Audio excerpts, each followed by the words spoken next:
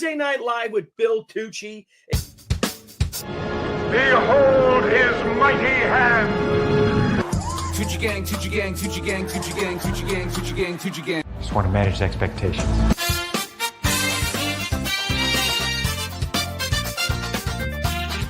Weird.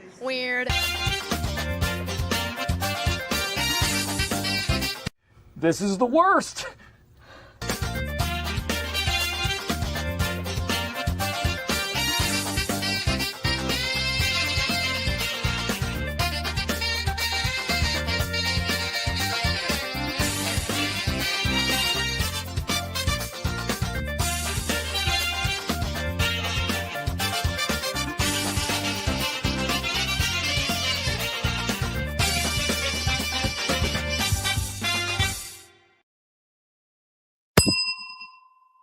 What's up, everybody? Teen sensation Billy Tucci, and you are watching Thursday Night Live with Billy Tucci. Welcome all across the fruited plain, all across God's green earth, the good earth, as was it Neil Armstrong who had said that in July of 1969.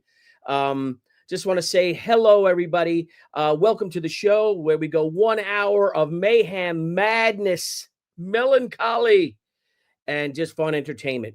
Tonight, we have two very special guests joining us. The first, of course, is the man whose book just came out. He's in fulfillment. The only thing holding up the fulfillment is my variant covers, which will be shipping out tomorrow to him for him to get to you guys. My friend since 7th grade, a man I adore. So why don't we just bring him in? The author of Stoker and Wells series of graphic novels, screenwriter extraordinaire, and also, of course, the writer of the Shi trilogy and this upcoming Shi, Big in Japan and Battleship Island, and a lot more. My friend, Stephen Perros. Hey, Billy, it's fine. A fine Thursday night it is when Billy Tucci takes to the airwaves. You know that everything's going to be okay when you can turn on your computer and Billy Tucci shows up, especially his rabbinical beard that makes me feel like somehow you're closer to God now. I'm trying. I don't know. Debbie hasn't complained about it, so this is like I can't grow. So I have very little gray hair. I have like little bits of gray in the like a Reed Richards thing starting here, but I got the gray here. Look at that. Wow. But it's not as gray. I got the light on it, so it's actually lighter. But I don't know. I think it makes me look randy. Well, that's about town, maybe. That's between you and your God. You know what Randy means. I do. Oh, that's why I said it. In the UK, nobody names their children Randy. Right. Yeah. Right. There's a friend of mine, and he's a comic artist, and his name's Randy Queen. I'll leave that alone. California kid. Speaking of California kid, by way of Texas, someone who's been to California several times. He's been to Los Angeles. I don't know if you've ever hung out with him in Los Angeles with Lefty, Mark Haynes. It's not Mark Haynes, though. It is my great friend, editor extraordinaire, writer, even more extraordinaire, the writer of the upcoming Shi Gatecrasher, which is launching in a few weeks. My goodness. All the way from Texas by way of Pittsburgh, Penn, JC Vaughn. Hello, Tex. Hello. How are you? Oh, this way. Sorry. Hello. Hello. Am I pointing at him? I have to say, no, you're not. You're going the wrong way. Hello. I have to. Hello. I have to say, Billy, that I think, given another 6 months, you might have a beard. I know, but Debbie's not going to let me wait that long. Are you kidding me? Well, I think you should tell her it's for an upcoming role. Okay. Well, I'd like to address Dan Plagle Boob Dan Art. If you did, in fact, and I will say this to anyone who's listening, if you did, in fact, or if you were, in fact, one of our wonderful, wonderful backers to Indiegogo and Kickstarter, we today, over the last 3 days, we've been shipping We have completed all email and messages with the PDF download, the digital download, and we have shipped everything from the Indiegogo except for this thing we are waiting on. Oh, that's right, it's Billy's a variant cover to be signed and shipped back to me. I know. It's So all if you go, so everything went out from Indiegogo except that beautiful, beautiful book. It is a gorgeous book. How big is this book, Steve? Look at their page numbers. Look at the bottom of the. Oh, Jeff, you put page numbers in. I did for the first one too. 5. Are we looking at 62 pages? That would 63, be 64 pages. Yeah, it would be very odd to have 62. Novel. My variant cover. It's very limited, Stephen. Yes, extremely limited. So these will be going out to you tomorrow. Yes, and for you to ship. Signed by. The reason Billy has them, folks, is because he signed them. So all of the anybody who pledged just for and I will countersign as well. Anybody who pledged for anything that's not Billy's variant cover for book 2, if you just book 1 or the regular cover of book 2 or a combo, a lot of people did a combo of book 1 and 2. Those all went out from the Indiegogo. Now we're jumping into the Kickstarter. We did actually send out the very limited. I think we had 8 copies left of Billy's glorious variant cover for Stoker, the first Stoker and Wells, and those went. So we sold out on those between the Indiegogo and the Kickstarter. So those actually, even the Kickstarters, I think, have gone out on those, unless someone bought them in tandem with book 2's variant. Then they are waiting, Billy. They're all waiting on me, and I apologize, everyone. It's all my fault. It's just been it's been a whirlwind. Billy, there are people who say that. I mean, Orson Welles talked about this once when he said that some people use apologies, and he said, I'm as guilty of it as anybody. Their apologies are always in their pocket as their get out of jail free card. They're just going to do the same thing again, and then they'll apologize, but then they'll do it again. Is that who you are, Billy? You sound like my wife. I want to say hello to TJ James and Citizen Ronan, Randy Howell, of course. Hello, everybody. Top of the morning to you. Oh, and Randy, thank you for downloading the book. It's really, I got to say, it's a beautiful book. I could say that because I didn't draw it. It's really, really beautiful. I think you guys should stop and talk about Barry for a minute, because his work on this, if anything, is better than his work on the first one, and the first one was pretty freaking incredible. Oh let me grab some. I sent Billy a couple of key pages without any balloons on it, just to see the art. It's quite striking. And I suspect that most of our Thursday Night Live with Billy Tucci viewers would know this, but Barry is also friends with you guys since 7th grade. Well, I wouldn't say that. Of course, we love it. It's Barry's.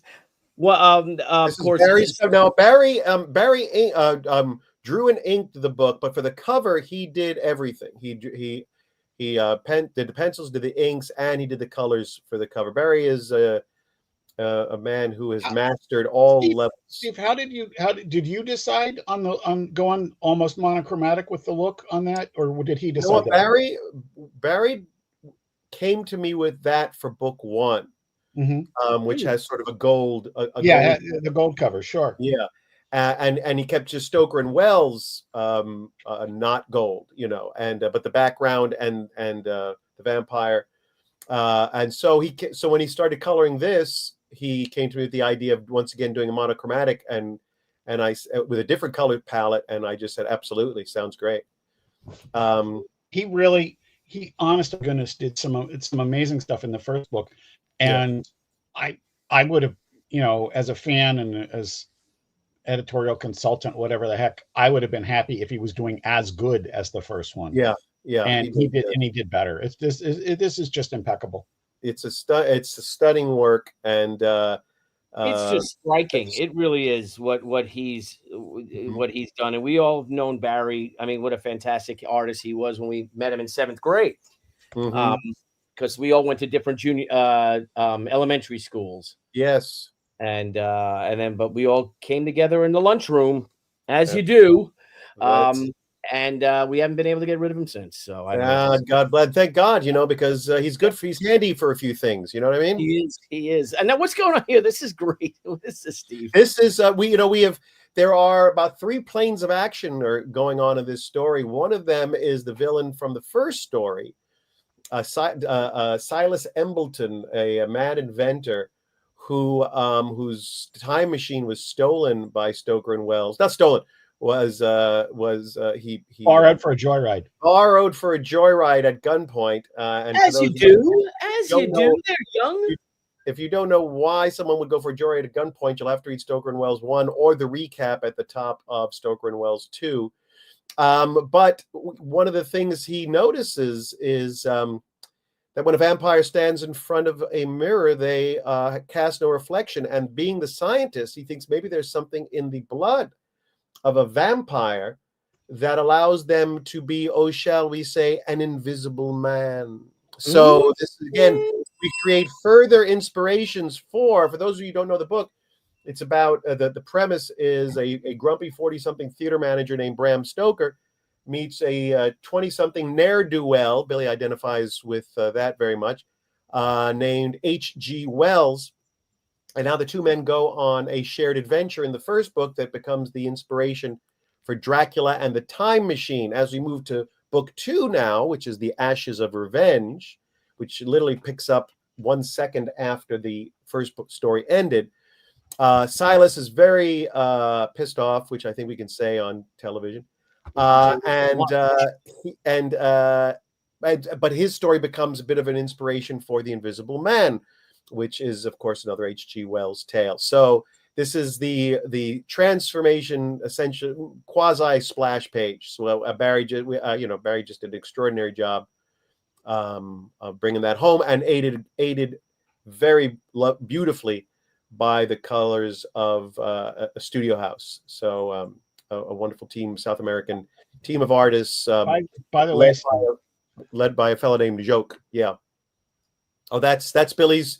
That's Billy's issue 1, Order of the Golden Dawn. The first Stoker Wells, that's Billy's variant cover. Yeah, which is a great companion piece to the other. Yes, and if you guys would like, you can. Now I know that the campaigns are over, right, Steve? They're both they're not in demand. They're not in store mode.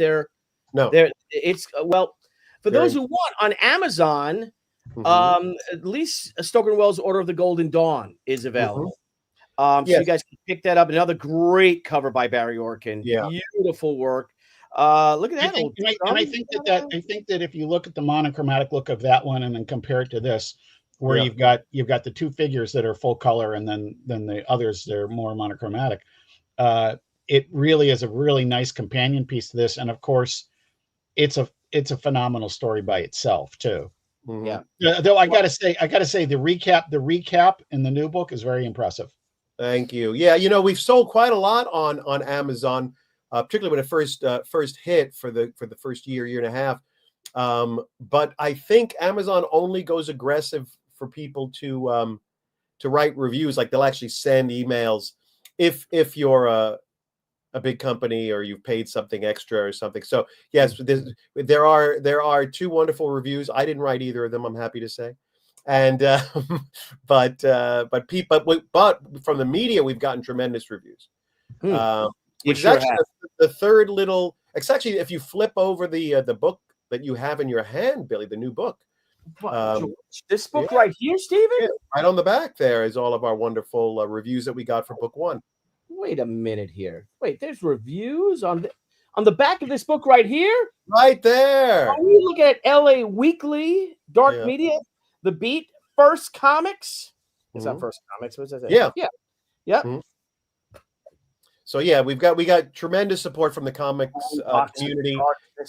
We went very hard through press release to get reviewed, and we did, and we uniformly got wonderful reviews. So we're very proud of the first book, and really proud of the second book, which is we're going to fulfill before we make it available commercially. We want to make sure all of the great people who funded this on Indiegogo and Kickstarter, that they all have theirs in hand and have had it for a little while, and then we will make it available commercially. So for the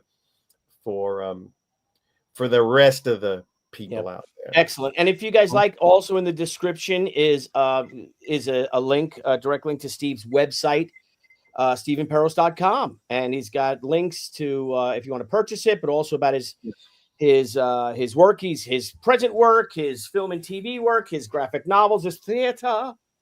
Thank you. And at one point, we'll talk about this other book that's behind me. That I had two books come out in the same month, so it's very exciting. But I'll let you lead the show if you want to segue back to Shi, whatever you would like to do. Yeah, I'm very excited. We got a lot of great things going on right now.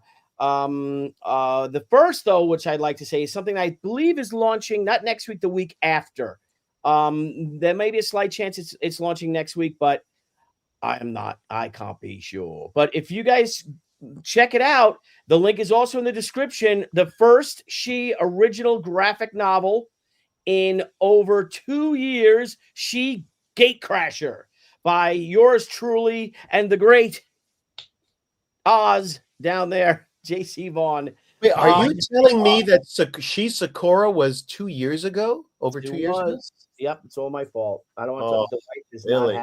I know. It's I'm the writer on the Return of the Warrior trilogy, Return of the Warrior, Shi Haikyo, and Shi Sakura. Yes. So this is our pre-launch page, guys. The link is in the description. You can go on and sign up. We've got cool stuff. My great friend Brian Polito.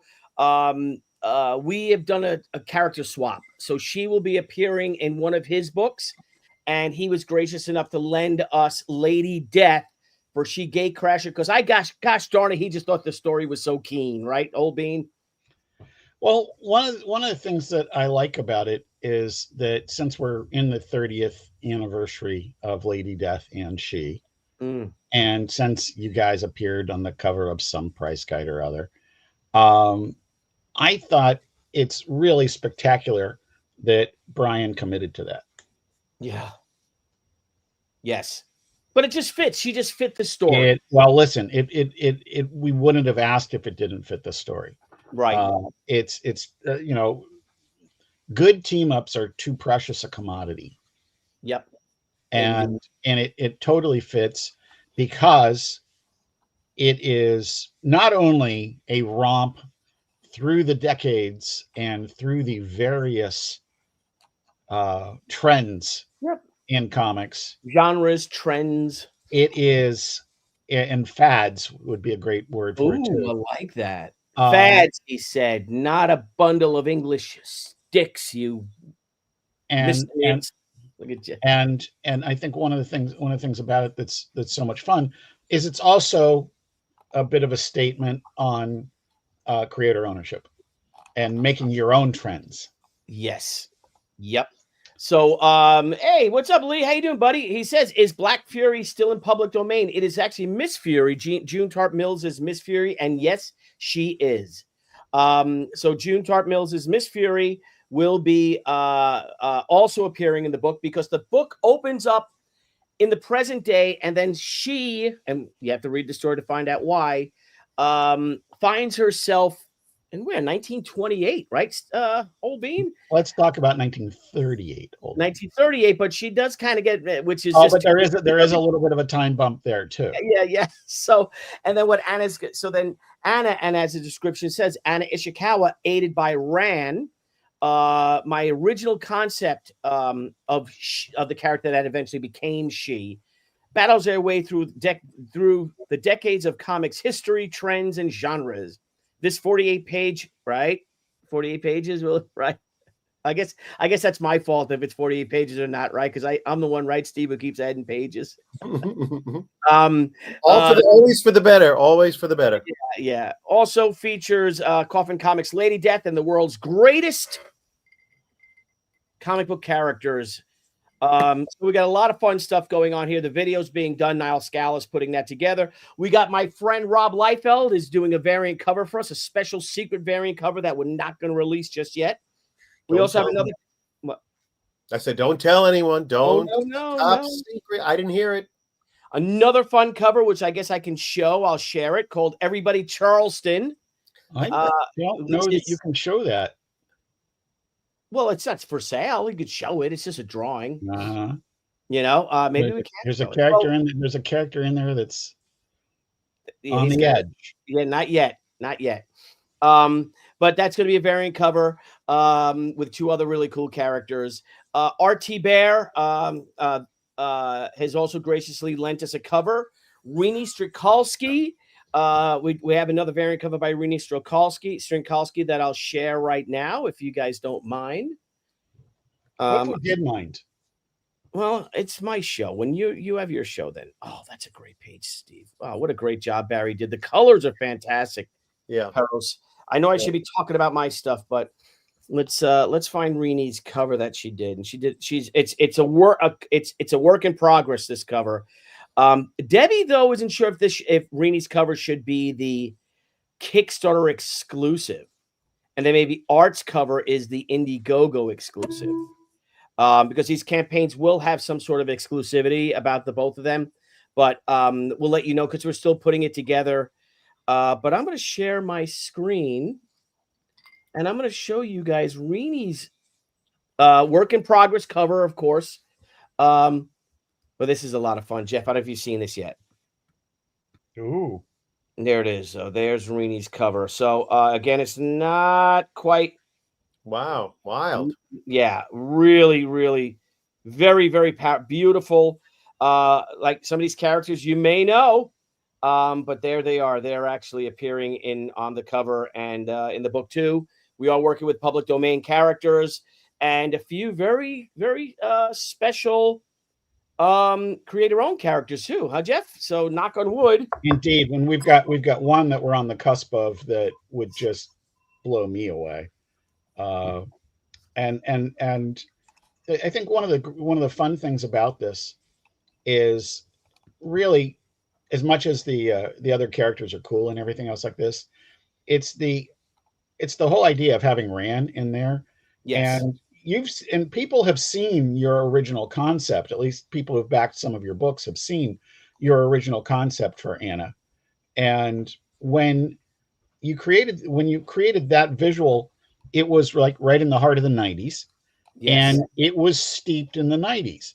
And Yeah. so when we talk about, following trends or making trends, we're not pointing the fingers at anybody else. We're looking at ourselves and saying, what if I had stuck with the original thing here? Yes. I would have been following trends, not making trends.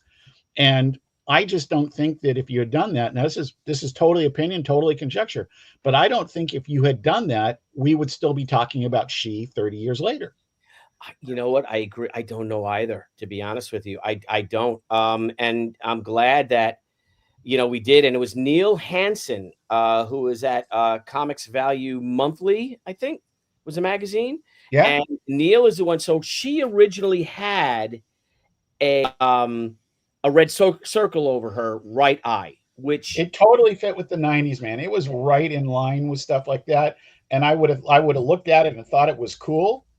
But when I look at those characters now that were that style, they're all really rooted in their era, where yours is more rooted in a more timeless story. Yeah. Yes. And thank you. And it was the more research I did, which how the character, as they say, starts to write itself, I guess, or herself. This is a tremendous cover, Billy. It's really a beautiful cover. It's a fun one. It's an homage to Jim Lee's X-Men number 268, which was my first X-Men comic I ever bought, specifically to buy an X-Men comic. It's really what's really wonderful about it is that whenever there is a grouping, we have seen female heroes throughout grow, and in no small part thanks to you, Billy, with Anna Ishikawa. But whenever we see groupings, it's either all men or men peppered with women, and it's kind of really cool to see a cover that's just like three really powerful female warriors, and they're just doing their thing, on their own. It's a powerful cover. I like to look at them as icons. Yeah. How's that? We do have a question here. Wait, hold on. Bill, are you saying you look at that image and you don't see women? No, of course. Oh. I'm sorry. I gotta say, I see women on this.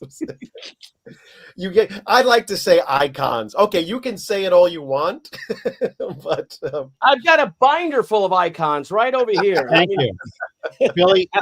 Undecided Toy Store has a great question here that I'd like us to address. Let me find that. Let's close this out so we can see our handsome faces with my beard.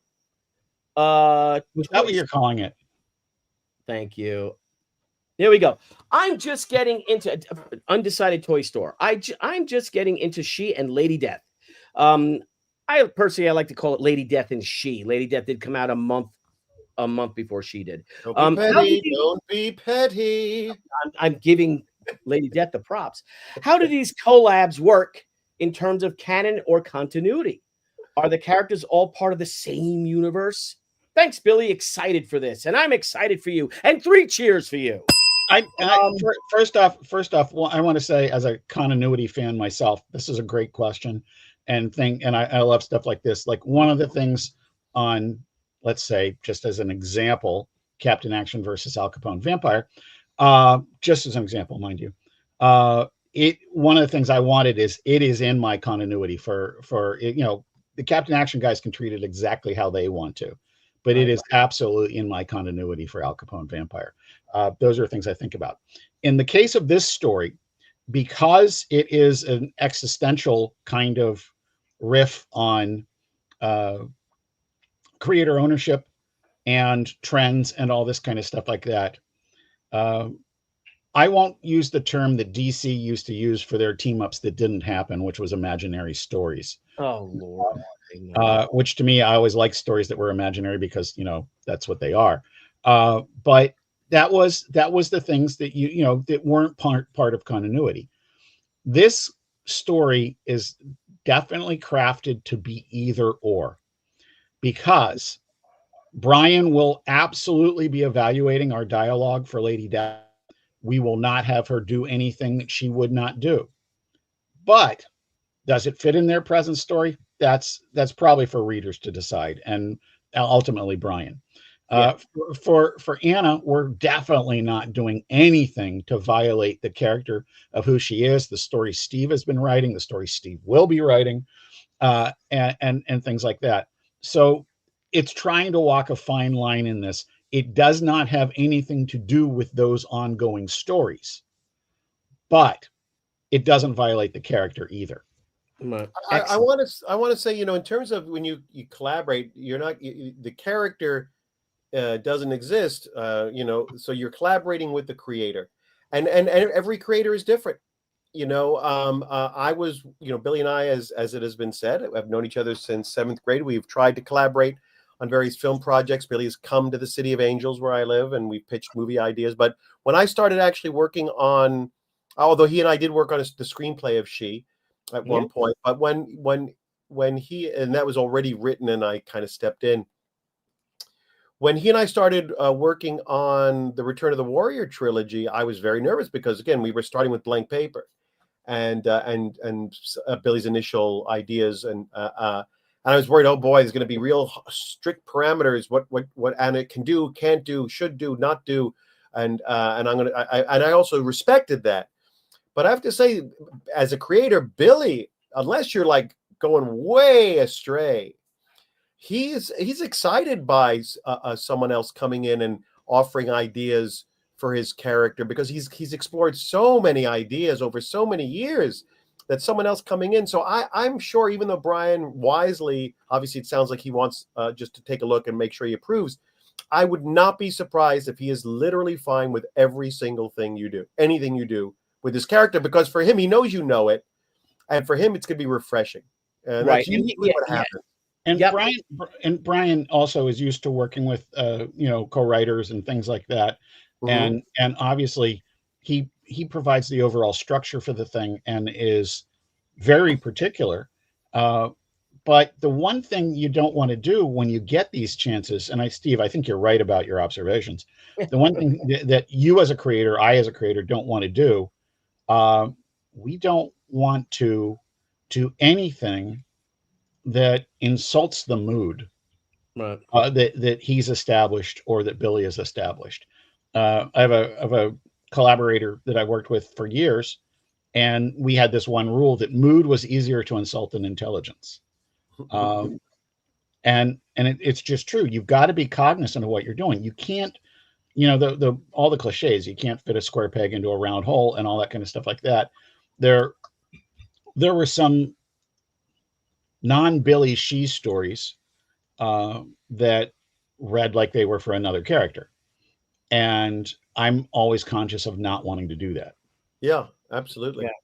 Yeah, and Brian and I, and Brian will also have the, like as Jeff was saying, Brian will have the last word. If Brian chooses so, he will rewrite our dialogue to fit Lady Death, and I do not put that past him at all, and we welcome it.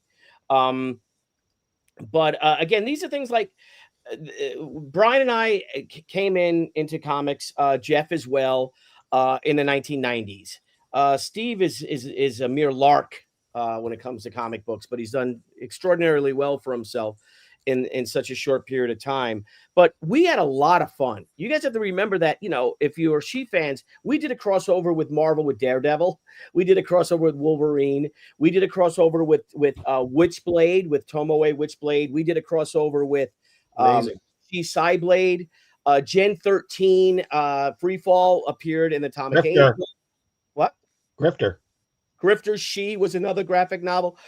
She also appeared in Gen 13, in Gen 13 versus the Universe, something like that. So we used to have a lot of fun. I tried for years to get him to do with Dark Horse to do Shi Predator. I had a whole chase scene in the subway tunnels in my head. Look, there's no question. It would have been so great. Now it's a Disney property. If Schwarzenegger emerged victorious as just a mere mortal, just a skilled mere mortal, and again he defeats Predator not by virtue of his bulk, but by virtue of his skill as a warrior. And so there is no question that Anna Ishikawa would outsmart and disembowel Predator. Of course. Either that or the number 7 train would have.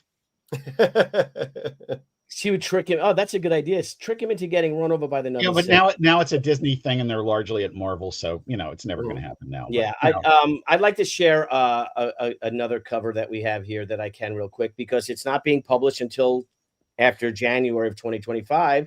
But this is our Everybody Charleston cover. Wow. A lot of fun inking it. Which she is just dancing, having a good old roundabout time. Brian Miller, our colorist, has the cover right now. And she's just. And now, are you going to stay true to black and white with the black and white? They'll be they'll be in black and white. Wow. She will be in color. She's going to be in this sparkly red sequined flapper gown and gloves. And all that negative space in the background, you can go crazy with color. Yeah, that's what we're gonna have, but it's gonna be confetti. Yeah, nice. Okay. Like just Everybody Charleston, poof. Yeah. And Everybody Charleston, if you guys out there are aware or not, but that was Stephen Peros's film, The Cat's Meow, directed by Peter Bogdanovich, starring Kirsten Dunst.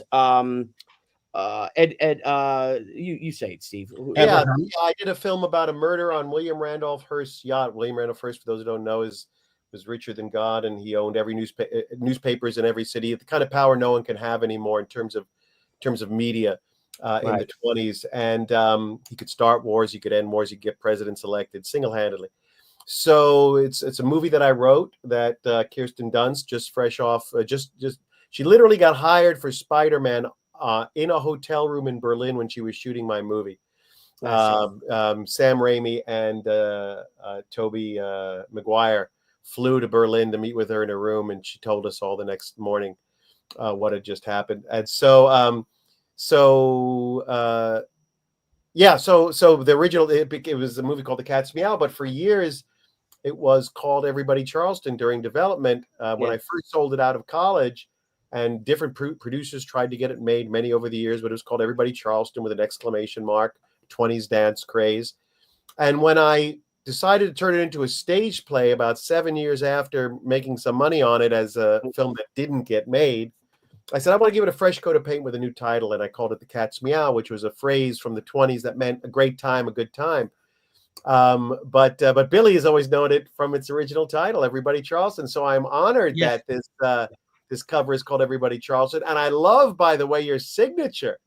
I love Sure, yeah, and I just did a 24 as if 1924. You know, I love it. I would also like to point out, Steve, that you have omitted one of the great, significant things about The Cat's Meow. Tell me. Your cameo as a chauffeur. There's no. That's right. And oh my gosh, if we could find that, I gotta find that clip. I'm gonna find it. Let's see. I'll go to YouTube. It's at I have to say, you know, that's one of my favorite films, and what's cool about it is, if it has one thing in common with Stoker and Wells, other than incredibly great dialogue, it is that you've taken something that happened in real life, found the hole in the story, and filled it up with creative stuff.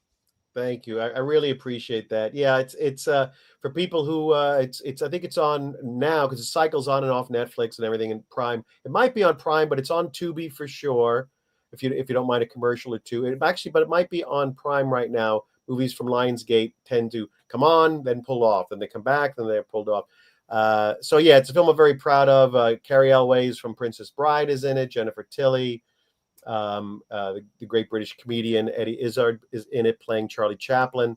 So it's really a wonderful cast that we got to do this.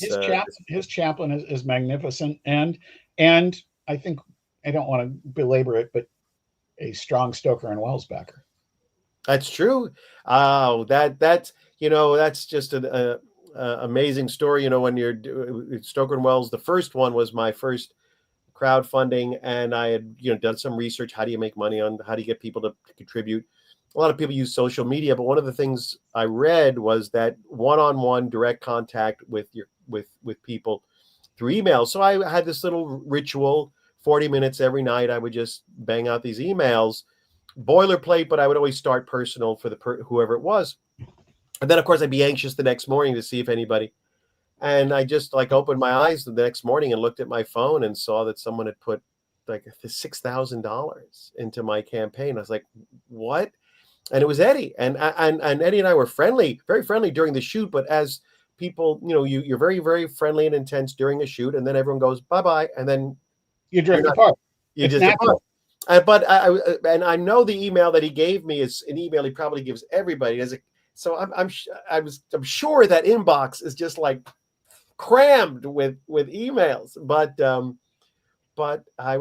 we weren't pen pals or anything, and I just had to write him immediately saying how just blown over I was. And he said, "Oh, it just sounds like a great project. I believe in it." And he promoted it to his millions of followers and helped boost it. And I remember getting something from him close to when we were about to fulfill. He goes, "I hope you're going to make it, mate. It'd be crap if you didn't." And then we exceeded it, and so it was great. It was a terrific. And listen, it's when you have those moments like that, and I don't mean necessarily large amount moments, that somebody says something really kind about that, and somebody whose opinion you respect and things like that. That's a big thing. We often talk about Billy's landlord when he owed him 6 months rent, saying, "I believe in you." And it's those kind of stories. The story itself puts no more money in your bank account. Mm-hmm. Not one thing. It doesn't help you get anything made or do anything more. But man, it gives you the juice to keep going, doesn't it? Yeah. Oh, absolutely. Yeah. Because there's so much in all the creative fields that can knock you down. So you have to have thick skin. But you do need those little windows of encouragement. And that's why you have to also be conscious of trying to be a provider of that to others. Absolutely. Throughout the process. Yep. And we have, if I can share something else, another great project. And believe it or not, this project is completely done. Speaking of collaborations that we were, myself, I shouldn't say that. I should just say Brian Polito, Amanda Connor, Jimmy Palmiotti, and me right, Jeff? That's the Aye. correct order. And I. Okay.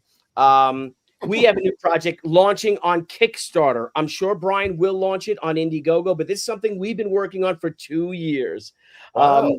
And hence maybe that's why there hasn't been a And, show. and let's stop before you introduce it. Let's give this a little drum roll here. Let's talk about this. Yeah. We're talking about the combined firepower of Coffin Comics, Paper Films, which is Jimmy Palmiotti and Amanda Connor, and Crusade. We're talking multiple successful crowdfunded projects combining their talents on one project. It's a crazy project too. And what we will be launching via Coffin Comics. I put Brian Polito's website in there on the 20th of November, 2024 is the Deadly Trio. So this is a fun, crazy book about 3 gorgeous, what would we call them? Space chicks. Why not? Let's call them that. You know, Amanda's part of it. Amanda would call it that. Yeah, Amanda would definitely call it that. And how they have to save the world. They're from 3 completely different universes. They kind of don't get along, but they have to combine their forces together to save, I guess, I don't want to see humanity. I can't see humanity, right? And I don't want to give away. They rise up against tyranny. And Brian Polito created the one character up on top. Her name is Garga. She is this barbarian, who turns actually into this winged monster. And I'll share my cover. My character's to the left, who is Rian, who is basically from a planet where they are living mood rings, if you will. They wear their flags on their sleeves, their hearts on their sleeves, I mean. So with depending upon their moods or their emotions, it depends upon their skin and their powers and what they can project. So when Rian is calm and content, she's more of a light blue. When she gets fearful, she could turn into a bright orange. When she gets angry, into a deep red. And she's a great character. I loved writing her. Not everything's black and white, Steve Peros. So let's leave it at that. And of course, Jimmy and Amanda created Dorian and Rocket Monkey. Dorian is an adventurer pilot who can basically fix anything. And the 3 of them have to combine their forces to stop Garga's sister, who is this other gorgeous, beautiful, uber powerful being from destroying the earth. And it's a lot of fun. Every page is chock full of action, but it's got a lot of heart because Garga destroys the planets, and all 3 of these women are from planets that get destroyed. So they have to combine. They're the last surviving members, as we know, of their planets, and they now have to combine their forces to save the earth. And it's a lot of fun. We've been laughing. We've been just creating this. It's almost like I was saying earlier with the 90s, having a few drinks, in San Diego, like, and what about this and what about that? And just a fun, positive, crazy project. Like I said, total 90s, total late 80s, what comics really is all about. Again, it's launching on Wednesday, November 20th. The time is a little off here because it's 5 p.m. Eastern Standard Time and then 6 p.m. Arizona Mountain Time. And Look at this. You've got the correct time. I say I get it now. What are we talking about? He has 2 different Eastern times. He has 5 p.m. Eastern, 8 p.m. Eastern. No, I'm just stunned that he's reconciled with Eastern Standard Time and Eastern Daylight Time. I believe we are going to launch at 8 p.m. Eastern Standard Time. So there's just one. That should be a 5 p.m. Pacific time. And a 5 p.m. Pacific. Yes, but we're not in Pacific time. None of us are in Pacific time. I'm just telling you where there's an error in your. What do you mean, none of us? Steve is in Pacific time right now. He's not working on this book. He's helping you promote it right now. There's a typo, and I'm just pointing it out to you. Well, you know what? Hang on a minute. I can't go. 5 should say Wait, which no, Eastern should say Pacific, and it shouldn't be Tom. Yes, that should be the Pacific. Yep, Yeah. 5 p.m. Pacific time. But it all gets worked out in the end. Again, this is a combined effort between Paper Films, Coffin Comics, and Crusade Comics. Guys, this book is crazy. Robert, the great Robert Zabarski. Hey, buddy, how are you? Does my business cards and does a lot of work for Coffin Comics. He will fix it. Thank you, brother. And I have to say, and Steve and I don't have anything to do with this one. I'm totally pumped up about this one because I think it's a chance for 3 powerhouse crowdfunding institutions to combine their talents and kick ass. And I can't wait for the shows where you guys chat about, because without the other gentleman here, and obviously Amanda, I'd love to know how it's being written. Who are you? Is it something that's written by the group? Well, yeah, the 3 of us. So the 4 of us actually wrote it. So Jimmy had a layout, and Jimmy approached us with this 2 years ago. Mm-hmm. And my character originally was supposed to be this sort of Wonder Woman-like. Mm-hmm. And then I created another character, which was like an elf, like she was from a planet of giants. Mm-hmm. But there just wasn't enough room to write this planet of giants, and they're like sprites. They're like little fairy woodland creatures. Little. I like it. Little creeps. Like from the Dark Crystal, a gelfling. Yeah, sort. Yeah, okay, fine. That's another movie that's a little loud for me. In the vein of Goonies and oh no, Dark Crystal. Jim Henson's Dark Crystal, not loud. Yeah, well, I was too old. That's where the little old puppets are walking very quietly. Yeah. Quietly. So Jimmy came up with the basic premise for it, like an idea, and then we were all hanging out at San Diego 2 years ago. We had our comic book couples panel. And we just started drinking after dinner, laughing. Okay, excuse me. You started drinking during the panel. He actually did start drinking during the panel. That's right. It was a happy hour, which is what comic couples. Billy literally wrote that it's a happy hour, and somehow it wasn't judgmental. It was factual. No, but I'm saying what's interesting is Comic-Con after said, "Oh, you can't really drink." It's like we weren't hiding it; it was there in plain sight. It said happy hour, which historically means people having a drink. So yeah, all right. And the next year they told them they couldn't drink. Well, some woman ratted us out. The heartless wench. What's up with that? Sorry, my goodness, my God.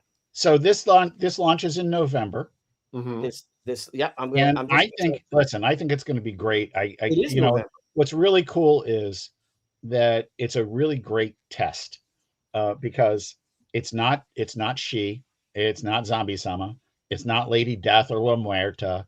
And it's not Painkiller Jane or any of Jimmy and Amanda's other fantastic characters. It is 3 new characters combining you guys as storytellers. Yeah, and it's going to be a lot of fun. This is my cover that I had to finish right after San Diego, believe it or not. That's how far in advance Jimmy works. Well, I gotta say, Brian works. Yeah, Brian runs a tight ship, man. He sure does.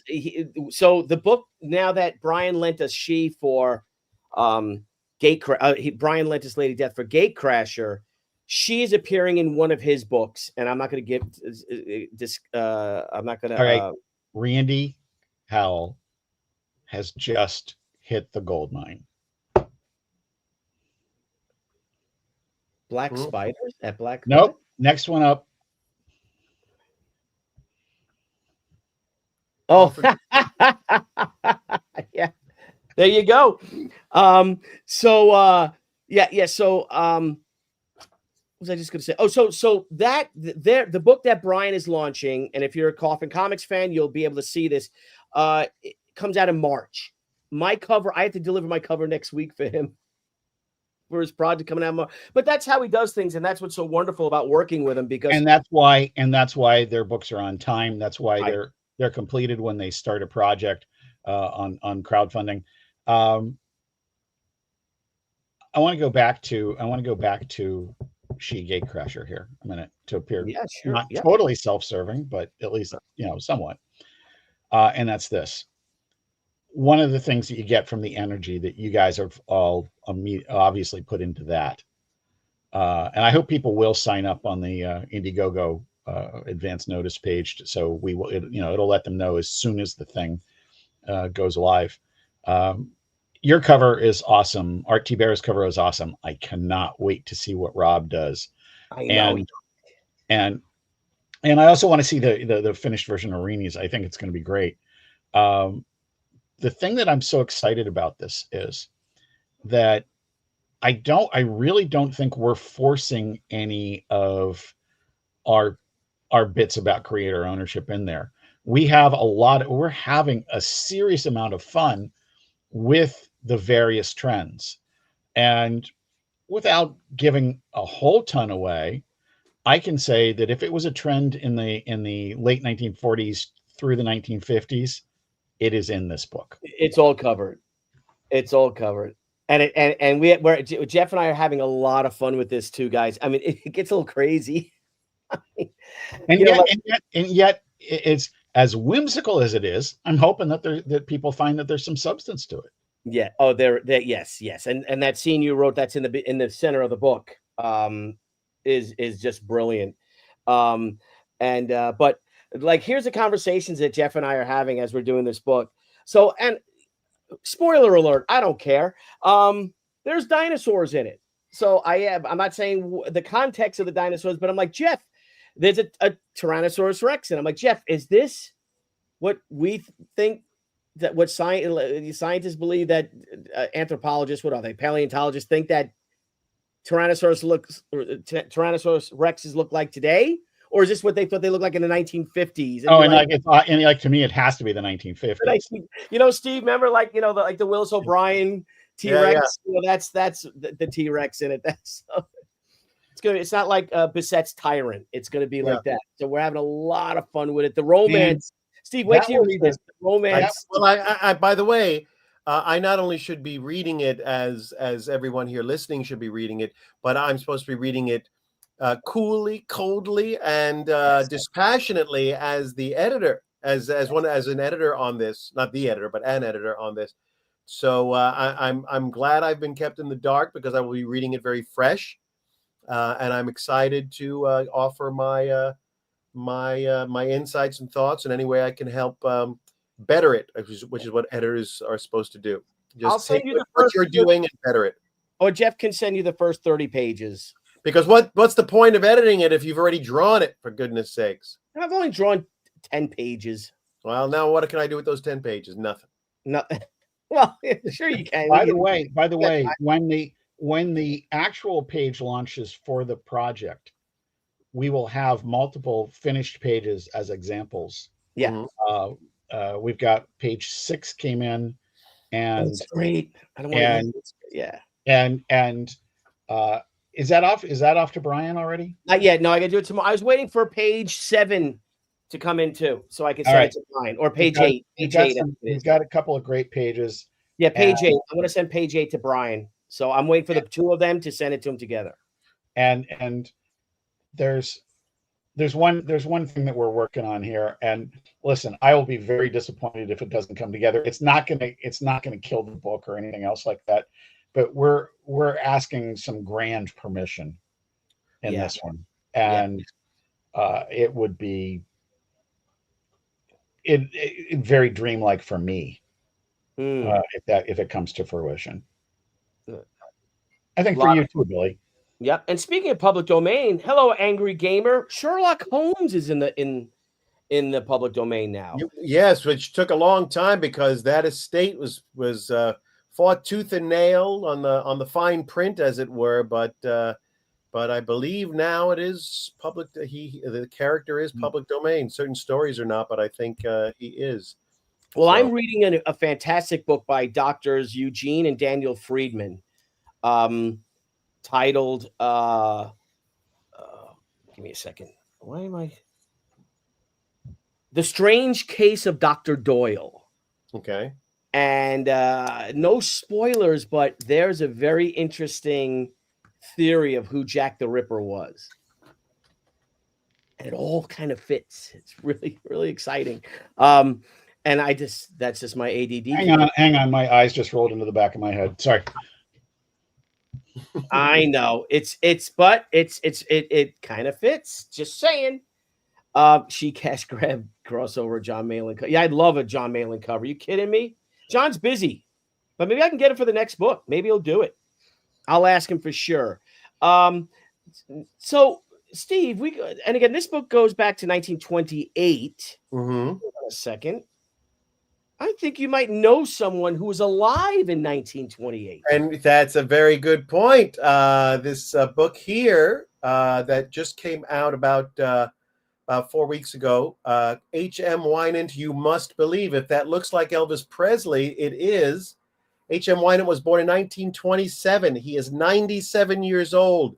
90s. If you are he was the villain in an Elvis Presley movie called It Happened at the World's Fair. If you love the Twilight Zone, you've seen him. He's in one of the episodes that's often listed in the top 10, an episode called The Howling Man. Oh, yeah, one of the greatest episodes ever. He is the star of that episode. So frightening that J.C. Vaughn can't even hear me talk about it. He has to leave the room when everyone talks about the Howling Man. He plays the character. I sent you some photos, Billy. I don't know if you can find them. I'm gonna share. I was looking for him. Yeah. So there in the bottom right there, that's the famous episode, the Howling Man, where H.M. is a wanderer who comes into a monastery and is told by a bearded John Carradine, whatever you do, don't listen to the howling of the man that we keep inside the guy. Oh, thank you, Kevin. He is an awesome man, still with us at 97 years old. We just did an interview for the Twilight Zone podcast, and if you search Twilight Zone podcast, you will come up with it. We did Monster Party, which is another huge podcast. That was just last night. That'll go live next week. And for those of you who are in the Los Angeles area, on Saturday the 23rd to 23rd of November in the afternoon at noon, we're going to be doing a big book signing. A guy did a phone interview with us for an article for the biggest newspaper in Connecticut. There's HM and I together with our book. That was when I brought him the book, and his wife took that photo. He looks fantastic. Yeah, he's doing great for 97. He's doing damn well. So, for me, I mean, listen, I love the Twilight Zone episode, but Conquest of the Planet of the Apes, man, come on. Yeah, Conquest of the Planet of the Apes. He's been in everything from literally every huge show in the pop culture from the 60s and 50s, 60s, 70s. You're talking about Gunsmoke, The Untouchables, Wild Wild West. He was in 8 episodes of Perry Mason. He is the only actor in history in Perry Mason to play a murderer, a murder victim, a witness, a defendant, and a prosecutor. No way. Come on. The only person in history to have played all those types of characters. He was in 10 episodes of Gunsmoke, always a different character. Like I said, Mission Impossible, I Spy. And then you go further up, and in the back, further back, you go to Untouchables, classic live TV like Playhouse 90 with George C. Scott, Ricardo Montalban, Mickey Rooney, and then up to the 70s and 80s and things like Dallas and Sequest and those kinds of shows.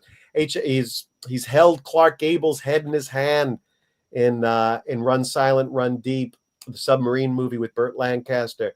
He fought dirty with Elvis Presley, which is on the cover of our book. You Must Believe is his great line from the Twilight Zone. So when you were doing this book, mm-hmm. I mean, you've been friends with HM for a long time. Yeah, 30 years when I hired him to star in a play of mine.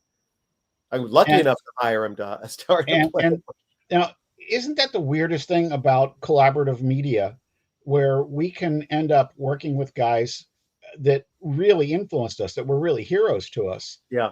And you get to discover they're just people, which sometimes can be bad. Mm-hmm. And then you end up having this long-term relationship with the guy. Oh yeah, we've become like family to each other. So very much so. HM and I lost my dad a number of years ago. So yeah, he's definitely like a surrogate dad to me. And I was working on another book for Bear Manor, but and realized that they might actually spark to a book about HM, because that's their MO, is books other people won't publish necessarily. They love old TV, they love old character actors. So I said, hey, how about, I was doing a book on horror movies for them, and I said, how about H.M. Wynant? And he said, absolutely. And so they gave us a nice advance. We started working on it. I started interviewing H.M., going into old interviews. You know, Batman's, he did a two-parter on Batman with Eli Wallach as Mr. Freeze. He was his number one henchman, Frosty. And has Eli Wallach in him and H.M. Yeah, he had a great time. So yeah, I mean, he's just been in so much. He's worked with and then that doesn't even start when he came to New York he was from Detroit, came to New York at $19, hopped the train against his parents' wishes to become a dancer in New York. Wound up being at a big Broadway show called High Button Shoes, hired by the great legendary choreographer Jerome Robbins, who did West Side Story. That was his first job. He went from there to working for and with Katharine Hepburn, Laurence Olivier, Rex Harrison. This is all as a Broadway actor. And then finally, while he was at another hit show that won everything, the Pulitzer, the Tony, everything, called Tea House of the August Moon. He was just the call from Hollywood came, and a little meeting with an agent at the Plaza Hotel who said, so when are you coming to Hollywood? He said, never. I'm a Broadway actor. I don't go to.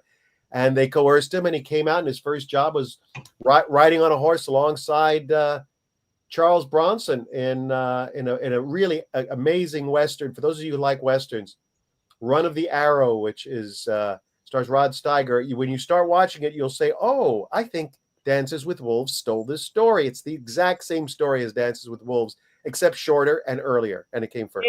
Yeah. So yeah. Is he a good horseman?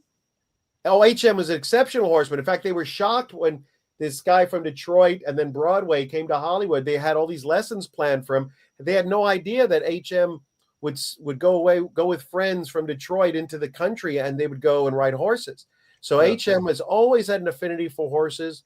He was a horseman in so many things. And then in the 90s, he opened Euro Disney. They did Buffalo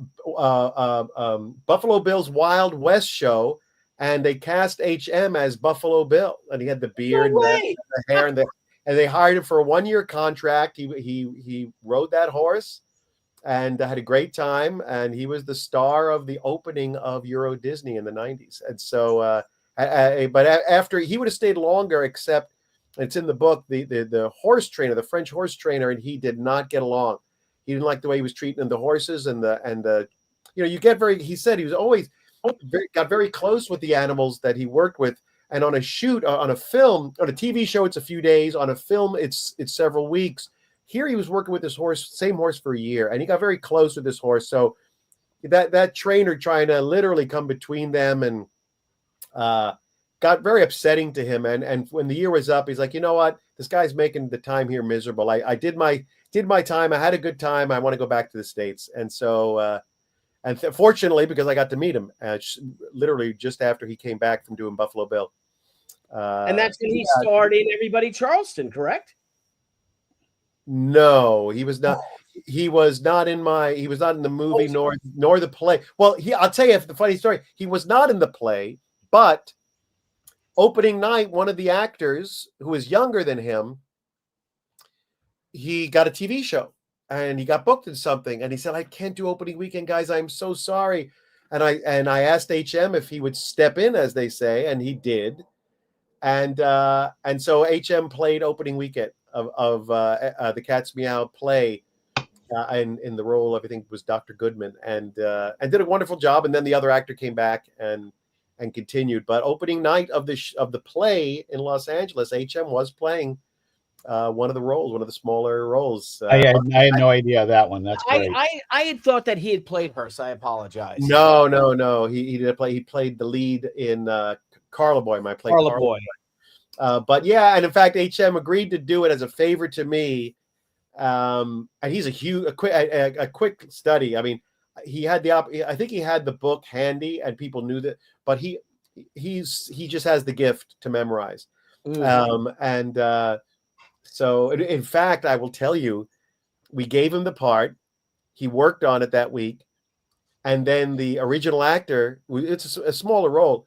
He told us the night before opening night, well, they've written my character. Good news, they wrote my character out of the play, so I can play it. And I said to my brother John had come in and helped produce it for the financier, the producer of the play, and he was comes from casting director vein, and he said, well, I don't hold on. He said, time out.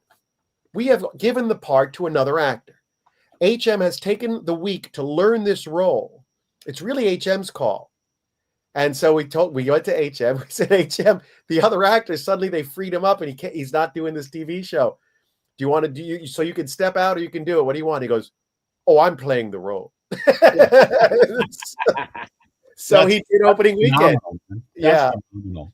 I mean, he said, I worked on it and I did, I'm not going to not take the stage and do the part. So, well, geez, a guy with that kind of resume, he's not going to get that resume if he's not professional. Yeah. Yeah. So, wow, that's phenomenal. Hey, Billy, great question from Jerry Rasco there. Yep. There's a couple of questions I want to address. I want you to read Jerry's and I want to answer it. Is this everything you're involved in? Also wondering if you've done any deer hunting? Yep. So the quick answer to this, Jerry, is that Billy has not done any deer hunting. He made Steve and I go out, and Steve and I are not hunters, but we did bag a couple lawyers. There you go. I want to share something, Steve. We'll get back to you. Art of Roy, the Shi pinup. Okay, we love your art, Roy, and personally, I'm going to share Roy's art that he did of Shi. And it is Shi, isn't it, Jeff? I believe it is. It is. And this is a gorgeous piece. Dude, that is I don't want to blow anybody's minds here, but do you remember the vibe off of the George Perez piece? Yeah. Look at that. It's not dissimilar. Yeah. It's stunning. And I mean, we could use it for big in Japan because of the Japanese stuff, but so I got to talk to you about it, Roy. I got to talk to Debbie. We just have to make sure that because the plate changes for these books for the variant covers, they quoted Debbie freaking incredible $400+ for a plate change from 136. Yeah. Thanks, Kamala Harris. Hey, sorry, that's like old news. Sorry, I'm a week behind. So in all seriousness, it's a killer piece. It's beautiful. But the printer stuff is insane. My printer bill on the Overstreet Comic Book Price Guide inside of 2 years went up 6 figures. Yeah, that's crazy. I mean, that's a big book. That's just it's absolutely insane. That seriously though, that's a freaking great cover. Thank you for putting this up, Billy. Yeah, with the book's on Amazon, paperback, Kindle, or hardcover. But as you can see, he's worked with Olivier Hepburn, Errol Flynn, Rod Steiger, Charles Bronson. So we got great stories. Even if you don't know his name, you're going to get a really lively, fast-paced, fun read on what it was like to just be there at the golden age. Steve, I got a question for you. Is it available on your site, signed, or is it just available through Amazon? It's available through Amazon. That's a good point about me getting some copies myself, and I will have copies at conventions. Billy and I are going to be at Albuquerque in January. I'll have copies there. I'll be signing them there. But yeah, I will see if I can make some signed copies available to folks via my website. If you can get a hold of those, Steve, and if you can maybe have signature editions, if you can get HM to sign a few. Yeah. I'd love that personally. I'd love something like that. But if you can't wait, it's on Amazon now, everybody. And like I said, if you guys can, Steve is an amazing writer. I'm interested to hear what he has to say about Elvis or Charlie Bronson. Great stuff. Great stories. Yeah. I bet he must have. I mean, and he's one of the few bridges left to the golden age of Hollywood. Absolutely. I mean, he came to New York in 47. And so, High Button Shoes is a musical that Phil Silvers. I mean, it started in the late 40s, and then he was literally there at the birth of television, where where you're acting in a Broadway show at night, and who else did all these, because television started in New York, for those who don't know. That's really where it started. And it really only broadcast out a little bit. So where else were they going to find actors on Broadway? So all the Broadway actors who were working at night woke up early the next morning to go do live TV shows all over town. They were just running here and there. He did a Studio One with another young actor named Charlton Heston, doing Taming of the Shrew. Then he did another with an old veteran named Boris Karloff. He did a live show with Boris Karloff and Anthony Perkins. I mean, and that must have been exciting for you, though, to interview him, right? It was a lot of fun. Fun. And also just the research. You feel like you're living it, because all of these things. What's wonderful about the internet now is all these live shows. The exact date they went live, and I could trace his life. I'm like, HM, do you know that when you, like 4 days after you taped that show with Boris Karloff, your first son was born? So like I started to see how these dates all worked out. Yeah. Or you started shooting a film, like that was on your birthday, or that premiere was on your birthday. You remember that? So I could track all this stuff. I have a better calendar of his life than he does. So more than, I'm sure that he probably hit the 21 club after getting off stage, on Broadway, and had a few. When he described the kinds of apartments one could afford on, literally entire floors with, how many rooms overlooking the Hudson River? It's just amazing. Yeah. What you could have in New York at those days. Yeah. So, but anyway, guys, I'm sure Steve, you'll put a link up. Once you do get books, you'll let everyone know. If not, you can get them via Amazon. I guess, Steve, if someone wants to contact you, they can just go to stephenperos.com. Yeah, stephenperos.com. I will make books available. There's a way to reach me. There's a contact info@stephenperos.com, which all of it's on the website. If you're interested in a book and you want one signed and you want to buy it directly through me, absolutely reach out to me through the website, and I will get HM to sign it, and I will sign it as well. And at 97 years old, we are planning his 100th birthday because there's longevity in his family, but we want to get as many signed copies out there into the universe as possible. So we're excited about this book signing in Los Angeles.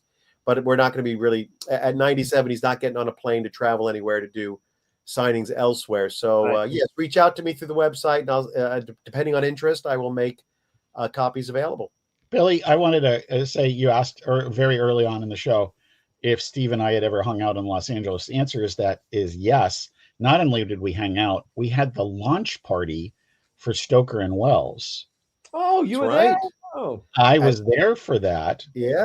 At HM was there. Did you meet HM there? Yes, I did. Yeah, he was there. Mm-hmm. And some of my friends came too. And it was a lot of fun. And now that store isn't there anymore, I'm very glad that I got there. Yeah, the Samuel French bookstore, because Concord Theatricals bought Samuel French, and they bought Thames Whitmark in London, all these great theater publishers, kind of two plays with Samuel French, and they looked at the bottom line and said, what do we need a bookstore for? We can make some money on this real estate. Part of the reason it was open was they owned it.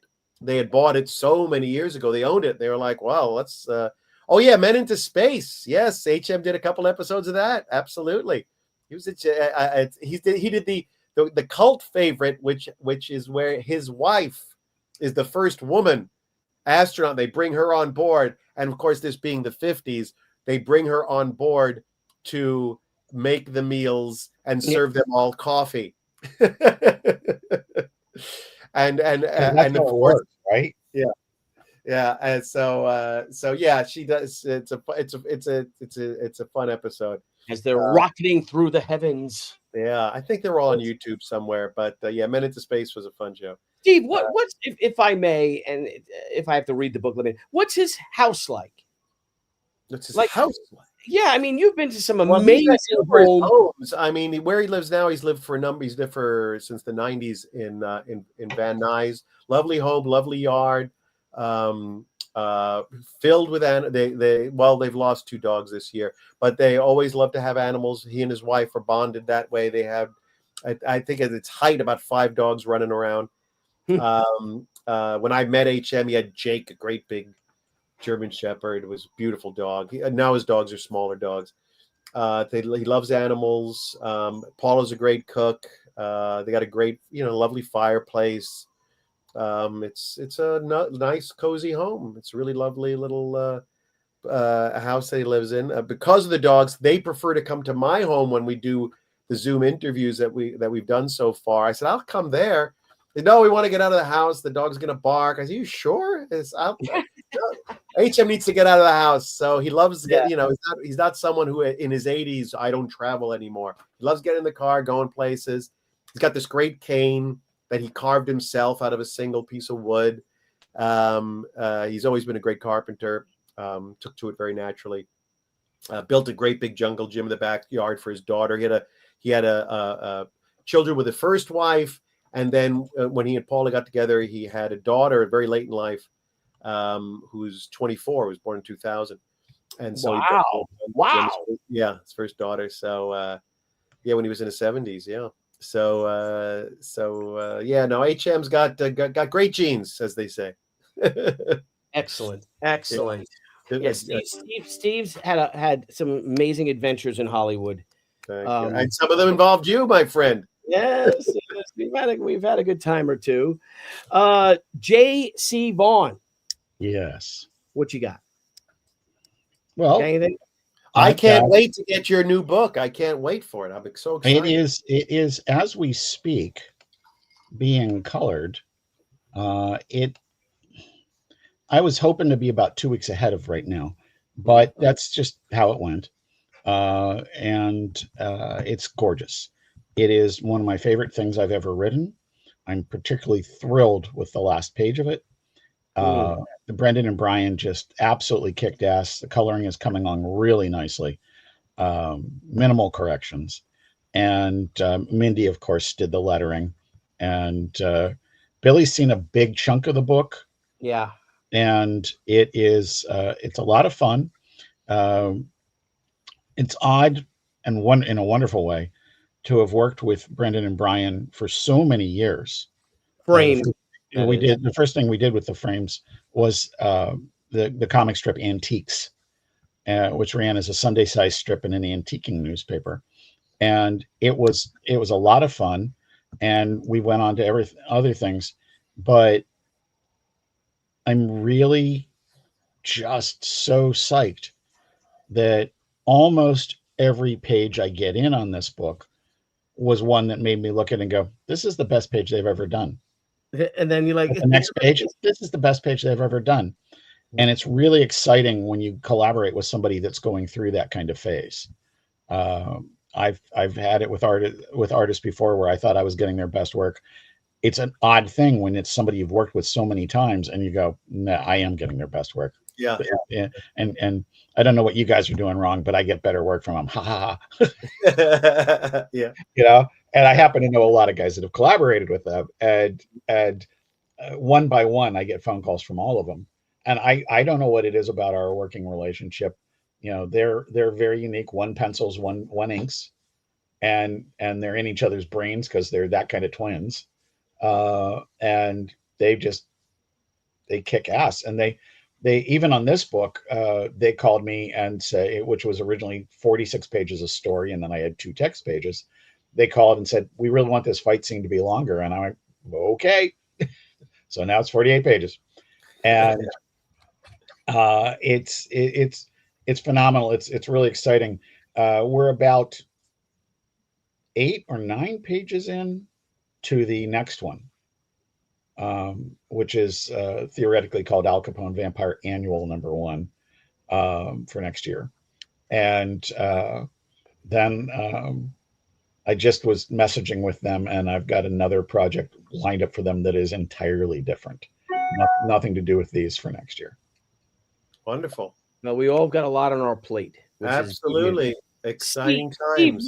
Steve. Aside from working with me, what else? What's on the agenda? What is 2025 going to look like for Steve Perros?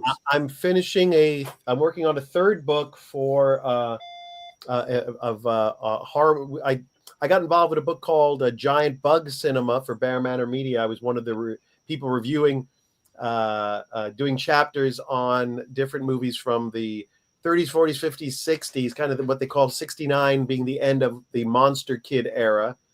And then I was asked at the last minute to come in and write 2 chapters. When it hit #1 on Amazon for science fiction books, horror movie books, I said to the guy who created the book, I said, why don't we do Giant Beast Cinema, which is all the other giant creatures that weren't bugs. And so that I actually took the lead on. I was one of the 2 editors. I personally assembled the writers. They all did 5 chapters each. And that did really well. And so now we're doing something called, from the same time period, 30s through the 60s, Cinema Bizarro, which is basically everything that's not a giant bug or a giant beast. So killer plant movies, the weird subgenre called Western horror films. Yes, this was Giant Bug, and then we did Giant Beast after that. Cinema. So right now I'm working with 6 writers on a book called Cinema Bizarro, which is weird aliens, all sorts of that's Giant Beast. That was the one that came after. So I'm going over chapters that were submitted by my writers, giving my feedback, writing 4 chapters of my own. Working on a musical of The Cat's Meow with one of the composers of the award-winning TV show Schitt's Creek. And I can say that because it's SCHITT'. So I've got quite a lot going on right now, which I'm happy to say, and also prepping an independent film. So all sorts of it's been a busy year, a very productive year, and you're still seeing some interest in Stoker and Wells. Oh, absolutely. We're working with Amasia Entertainment, which is founded by Michael Helfand, the former president of Marvel Studios. He formed his own company called Amasia, and they are working with me to develop the Stoker and Wells property as a series, ideally for the streamers. So it's really interesting. I've worked in television. I've sold pilots to TV. I was once on staff on a show. So it's interesting to take the same inspiration and say, well, how do we tailor this for the needs of series television? Because the first book takes place over the course of a little over 48 hours. So you say, okay, well, how do we take this and rethink this, retool this idea for television?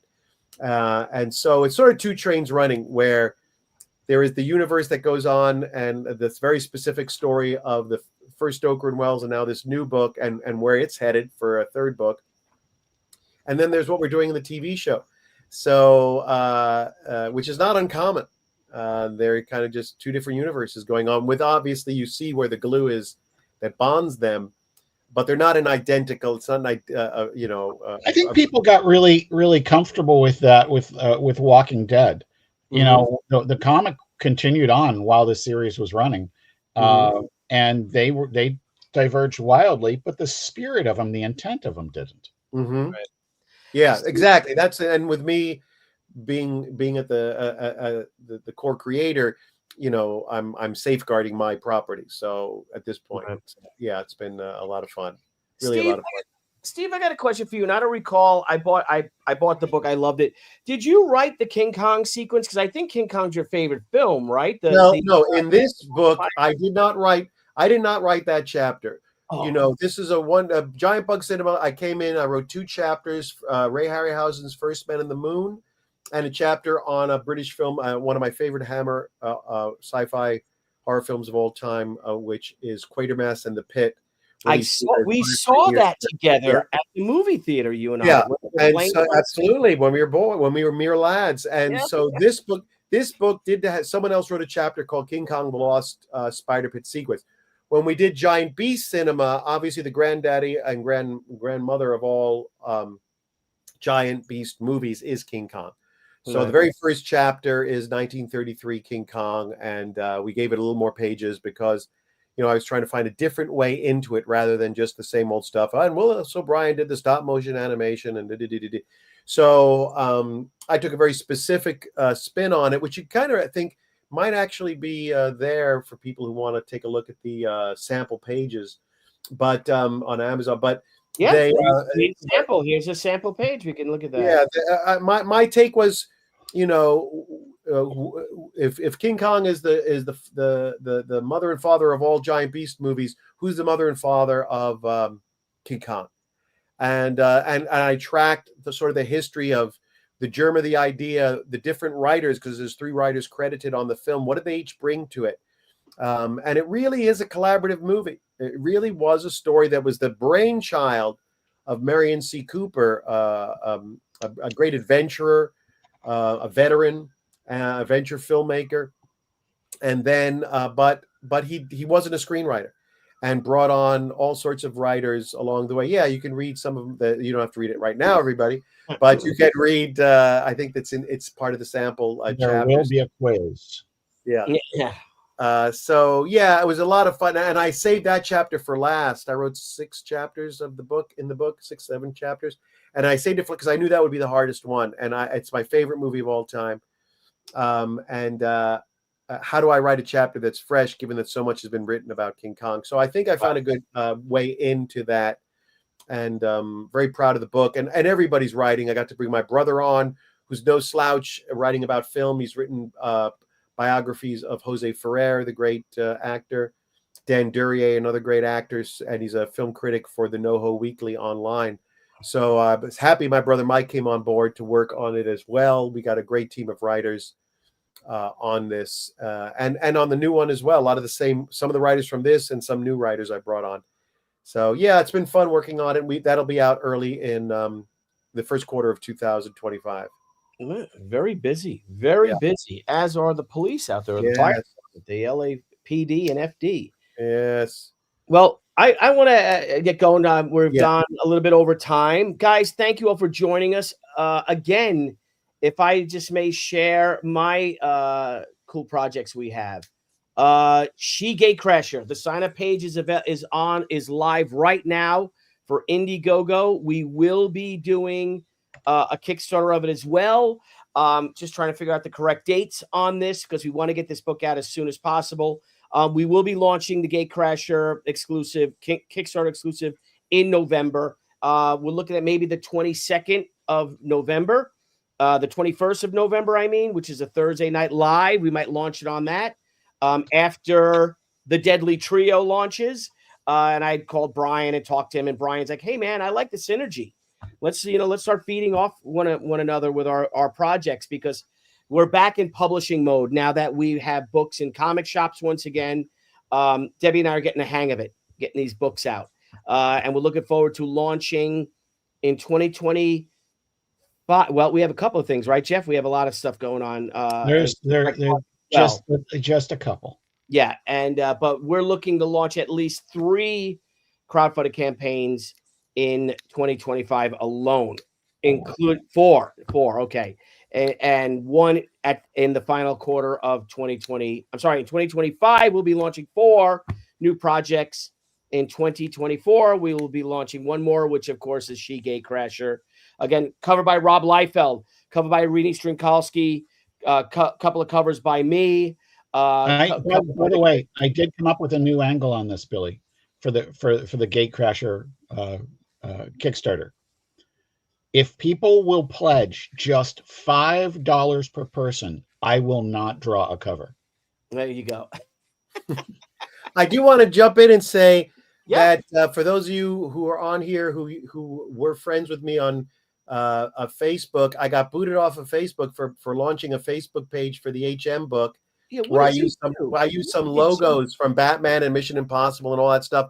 And then somehow on top of that, I got hacked and someone created an Instagram account that wasn't mine. I never heard of it. It was like a weird amalgam of numbers and letters. Anyway, I'm still in Facebook jail. I don't know if I'm ever going to get back on. We'll see. No, it's going to be at least maybe 90 days tops. But anybody want to find me? I am on Instagram, just at my name, Stephen Peros. I'm on Twitter at Stephen G. Peros. So please follow me in both of those fine venues.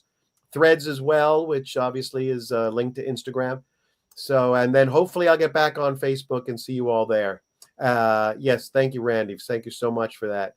So yes, please come find me. And if you are interested in getting a signed copy of the H.M. Wynant book signed by the man, the legend himself, please reach out to me there, and I will try to facilitate that.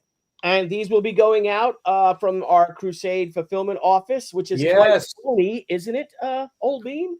It is. Yes. These will all be going out tomorrow. I signed one box of them. I'll sign the second box of them. How many of these can I keep? Can I have 5 of them? You know, I told you already. We already said you can keep 20 of them if you want. 5? No, 5 is fine. 5 is fine. Okay. Mhm. So we'll be getting those out tomorrow. And then again, guys, on the 20th of November, Wednesday, 2 Wednesdays from yesterday, will be the Deadly Trio. I can't wait. That's that's a big secret. I had no idea this was even going on. This is awesome. Big badass, lots of fun book. Brian Polito, Jimmy Palmiotti, Amanda Connor, and me. Wow. This rocket in space kick-ass epic adventure of these darling star chicks.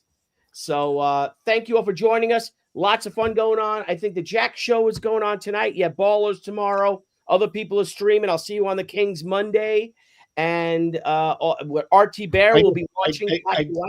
Billy, I just want to say, for those that want to get in on Captain Action, Al Capone Vampire, though many of the people in the chat already have been, now that Kickstarter will take late bids, it's still open. Excellent. Yeah, same thing with our Rocketeer Pavlichenko book. We're putting that together now.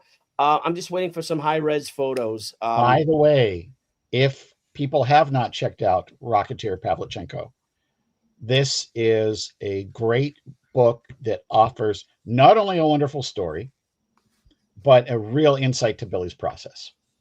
Very excited to get that. That's for sure. It's a lot of fun. I've got to get going, my dear friend. Thank you, buddy. I'll talk to you guys later. And Dr. Masks, thank you for that so much. By the way, 70th anniversary of Godzilla this week. So is it this week? Yeah. Is it yesterday or I forget the exact date. 1954 in Japan, 56 in the U.S. So officially. And listen, 70 years old, only got his first Oscar nomination this year. Don't give up on your dreams. There's the hope for all of us. Bye, everybody. Thank you for joining. Bye, everybody. And hang on, Steve. Let me and Jeff. Oh, there's Jeff. Darn it, Jeff. I'm sorry I didn't see your projects on Kick. I didn't see your private chat. That's okay. Next time we'll have you on. I'll be drawing all next week, so I want you to join me anyway. Are we off? Is the show? No, over? not yet. No, I'm trying to find my little exit. He's got so trained many professionals here, gentlemen. So many friggin' videos and stuff. Bye, everybody. Love you guys. Bye. See you soon. Hey everyone, thank you for joining us on POPXP. If you haven't already, make sure to click that subscribe button and also click the bell for notifications when we go live and we upload some awesome new content. Also, don't forget to head on over to Twitter and follow us at the POPXP and over on Instagram at the POPXP. Thanks again everyone, and we'll see you soon.